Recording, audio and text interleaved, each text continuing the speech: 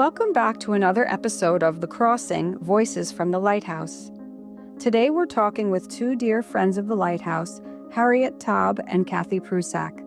Together with Hope and Lisa and others from the Refugee Committee at the United Synagogue of Hoboken, these determined, caring women have become regular partners in our work, delivering food, organizing community dinners, and building relationships that bring comfort and dignity to our guests. Their stories remind us how the Lighthouse connects people of different traditions around a shared call to welcome and support those seeking safety and belonging. Here's our conversation. Well, hello, ladies. It's great to have you here on The Crossing, Voices from the Lighthouse. We're so excited to have a chance to chat with you today. Maybe we can start by each of you just introducing yourselves and just tell us a little bit about your association with the Lighthouse and really the Refugee Committee of the Synagogue.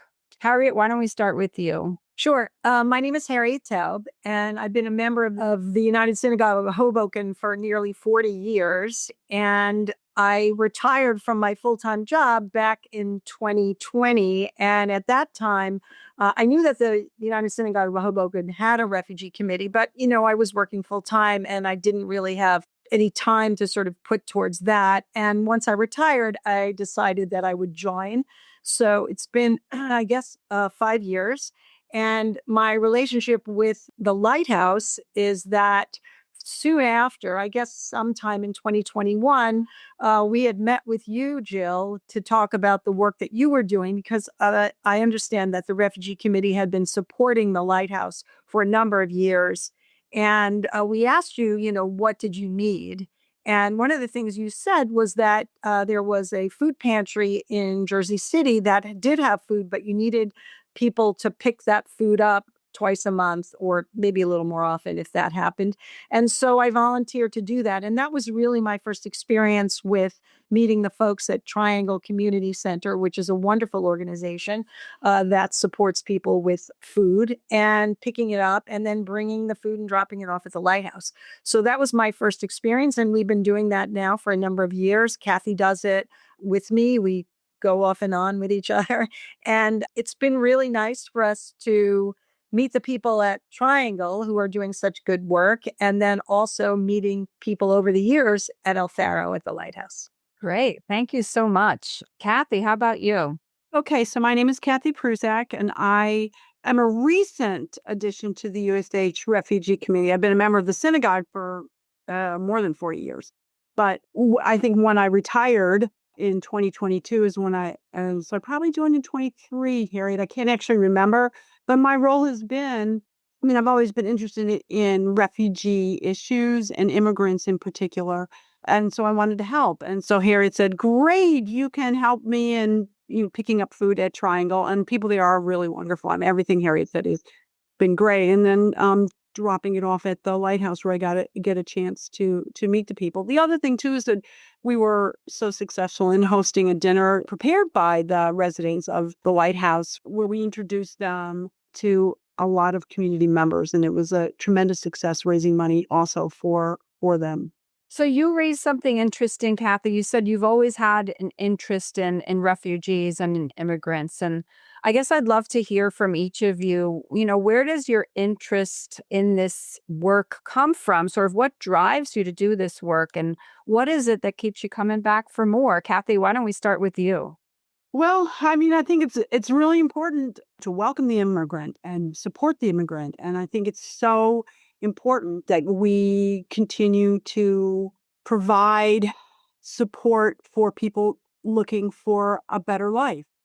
It really surprises me, the animus towards anybody who's new to this country. It just is amazing to me that they would not open their arms to people coming from all over. And I was an international relations major, and I worked for years bringing exchange students to families in this area because I just think getting to know people from other cultures and other worlds is just so incredible. Thank you so much. And Harriet, how about you? Well, my mother came to this country when she was a little girl, crossing the borders from Ukraine under hay in a wagon. escaping the Cossacks. And while my dad was born here, his family came from Poland. These were people who were escaping terrible conditions in Europe for Jewish people. And so I've always felt very close to the idea, as Kathy was saying, that we need to support people who are coming to this country. It is only in the last maybe 10 years, maybe a little bit more, that there's been so much animus. And I think that it's very political. And I think that people who are unhappy with their status in this country take it out on recent immigrants. And I also don't understand it. And especially now with how really terrible it's been for people coming from countries where they are fearing violence and persecution and sex trafficking and all sorts of things, that people who are so angry at them don't realize that these are the people that come here, that pick our fruit and vegetables, that work on farms, that work in meat processing plants, doing work that no one in this country wants to do. And I think that we're going to feel that now as the borders are closing and people are being deported.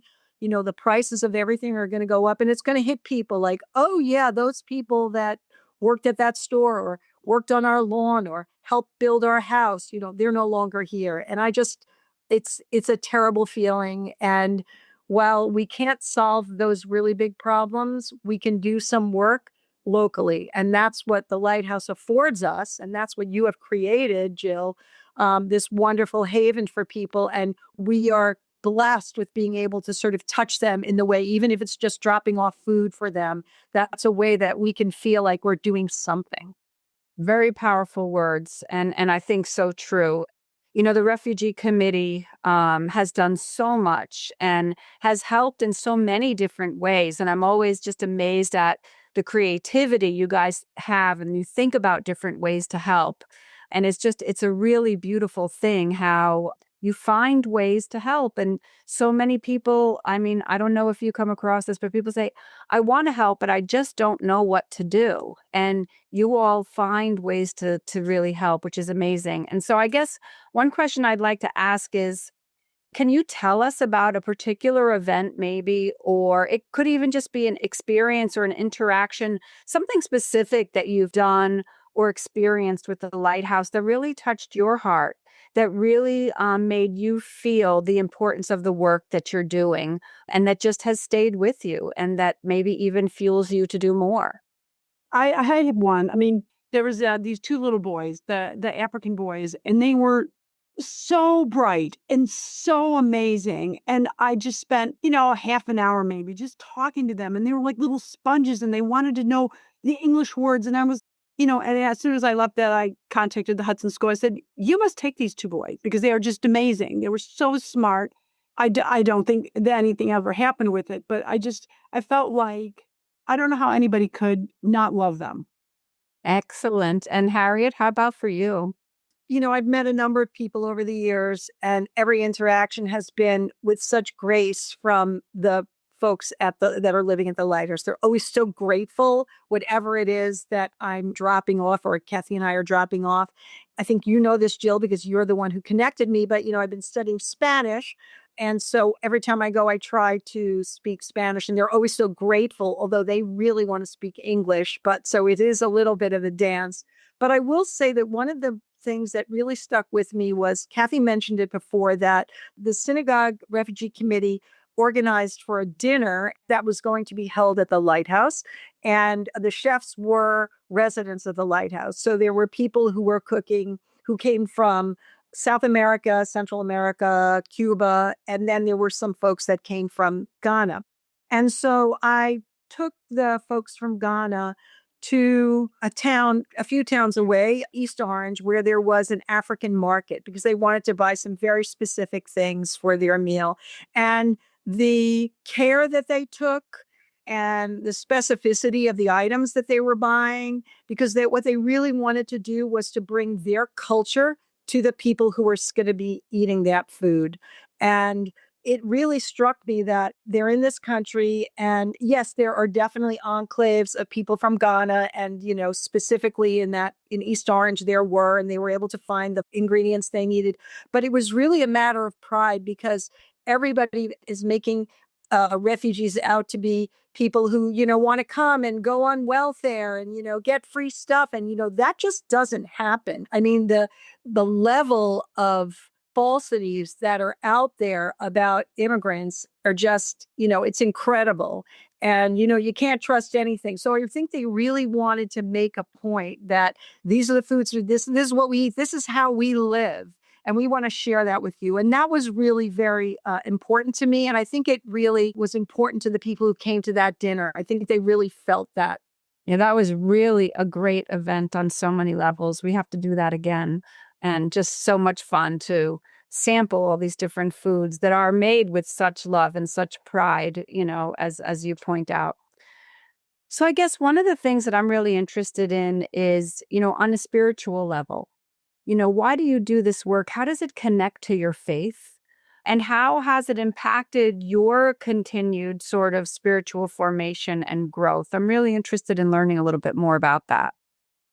It's complicated right now to be looking at your faith and reading the Old Testament, which sometimes to me, I have to say, just doesn't, we're talking about animal sacrifice. I mean, there's stuff that just doesn't make sense. But the core issues of what it means to be a Jew in the world is taking care of your fellow, Tikkun Olam, repair the world, and take care of people in need, the sick, the injured, the widow, that's part of it, and just to do good. And, I think our ability to work with a larger community outside of the Jewish community, doing things that we feel will repair and help, has brought me not necessarily closer, but it's brought a feeling to me that I am doing the good work that it means to be a good Jew.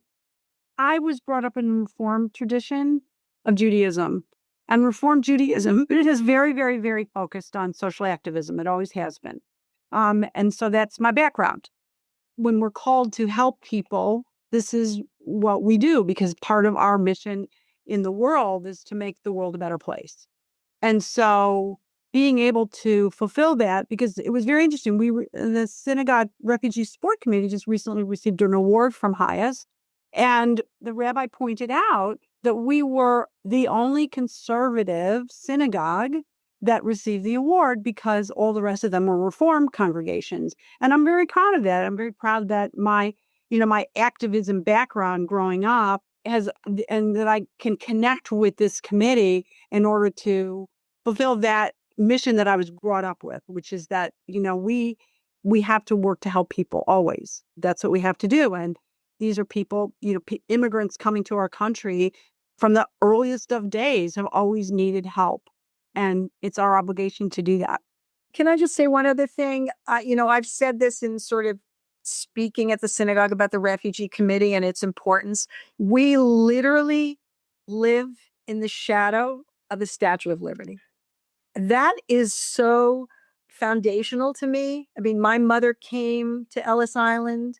My grandparents came to Ellis Island on both sides. I mean, the fact that we are here, that I am sitting in a house that I own, that I've, in a community that I love, because they had to struggle and escape Cossacks under a hay in a hay wagon. I mean, and took 2 years to get here. I am every day, need to remind myself how lucky I am. And the fact that we can help others who are trying to make that journey to make not just necessarily their lives better, but their children's lives better. Because that's what these people did. They had skills in these other countries. They were doctors, they were scientists, and they came and they're driving cabs. I mean, we hear that all the time. People who had skills but they're doing it not just for themselves, they're doing it for their future of their families. And it speaks to everything. And the work that you're doing has just really, you've enabled that.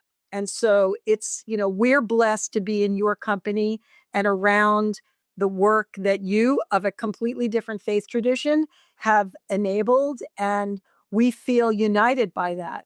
Oh, no, it's my pleasure. And for me, that's one of the biggest thrills about this work is it's an opportunity to be able to gather with good people. And it's a reminder that there are such good people in the world who really do want to make a difference and really who can put other people first. I think our faith traditions are very aligned in so many ways in terms of that being our call to do our part to repair the world, our call to bring justice into the world, our call to spread love in the world. And we get to do that together. And I think it's really amazing. I'm wondering, how have conversations changed in recent months around the table at your meetings, at your refugee committee meetings? Have things changed? Has the current context changed the work itself, the way you view the work, the conversations that you have? What has the impact been? I don't know that the meetings have changed so much. I mean, we're really micro-focused.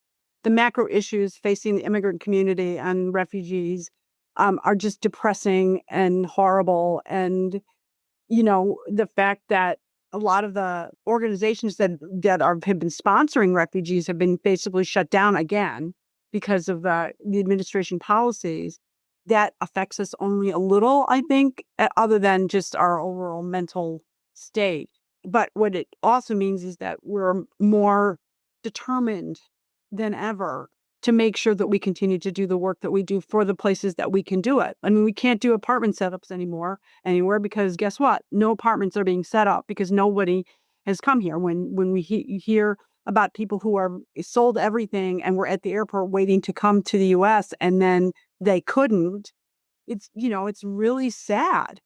And so we're so happy that the people who are come through and that you've been able to sponsor and get through the system, it's been really great that we're able to help them while we can't help a lot of the people that are coming through the quote unquote legal route. I think the committee started maybe under the Obama administration. So I do think that they were doing very specific things, like there were a lot of Middle Eastern refugees that were coming into the country, along with people from the South American and Central American countries. There, like as Kathy mentioned, there were opportunities, these people, and you know this better than anybody, there were opportunities for them to get apartments. And so there was different kind of work. I think right now, Kathy is absolutely correct that we're very local focused. We're very focused on what we can do with the folks that are here. And I think that on the one hand, the idea that we have 3.5 more years is terrifying under this administration. And on the other hand, we say, well, in 3.5 years, maybe we'll get some, things will change. So I think the horribleness of what is happening with deportations has just sort of focused us like, we have to keep doing this. We're trying to get more people to join our committee. We're trying to do what can we do? I mean, I often ask you, what else can we do? What else do you need? We want to be available to you with however we can help you and whatever your needs are. That's just amazing. And, as far as apartment setups go, we also have a family getting ready to move out in the next month or so. And we'll have another family ready to move on to independent living in December. So, that's always an area that we can expand into as well. But, we'll have to get together and talk and dream together as we do about what's next. I guess the last thing I'd like to ask is for those who say, I want to help, but I don't know what to do. Or, there is a lot of lamentation happening about how terrible everything is. How can you speak into that narrative to help people find a way that they can find a positive pathway through this morass at this time? Well, it can be very hyper local. Like you just talked about the two families. So if we know that information, we can put that out to our network and say, looking for a dress or looking for sheets, clean sheet, whatever it is. I mean, I know that when we ask people to do that and people drop off stuff or they go directly to the Lighthouse, people feel really good. Even if it's like, I've got those 2 boxes of towels that I'm not using because I changed the color of my bathroom. Like, people want to do it, but they just don't know. So I think information is really power in terms of getting people to do things. I mean, the other thing that I would tell people, and when we speak at our synagogue we say things like, You could join us by picking up food once a month. You can join us by collecting school supplies. You can, look in your closets, talk to your kids, the families of your children's, the parents of your children's friends, and talk to them about clothes that they have or whatever it is. I mean, there's so many things that people have. We are an abundant community. We have so much. And I think we want to share it, but I think you're right. People are they're lamenting and they don't really know how. So I think having an organization like the Lighthouse gives us the focus of what we can do. So, we'll put the pressure back on you to tell us what you need and when you need it, and give us time so we can get that information out to, our networks. We'll put you to work. We got things, Right. So we just also need for you to tell us whatever it is that you need. It may not be a lot of things all the time, but it's something. Absolutely. And I think a good time of year is coming soon where we can really focus our energies together. I know Thanksgiving for me is a really special time at the Lighthouse. It's a time for folks there to really learn about the holiday and what it means to us in this country, and to really take the time to be grateful and to share and to think about how we can be better together and how we can all sit together at the same table. And, we can also, if the table's too small, we can always, as one of my friends says, build a bigger table. And that's the work that we do. And so we do it together. I'm very proud of that.